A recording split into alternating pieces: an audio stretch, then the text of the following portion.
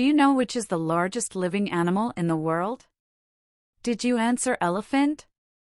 Elephant is the largest living land animal, but the largest of all the animals on the earth is the blue whale, a mammal that lives in the sea.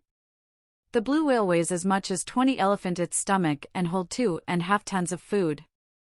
Its blood vessels are large enough for a child to crawl through.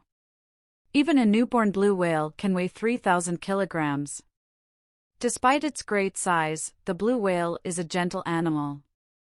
It feeds on tiny shrimp-like creatures called krill.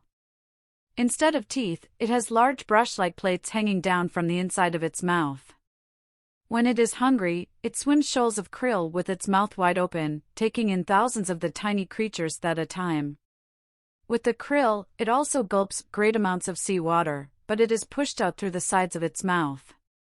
In the past, blue whales were mercilessly killed from meat and blubber, a kind of fat. Though there are now international restrictions on killing whales, these gentle giants are still close to extinction and require our protection.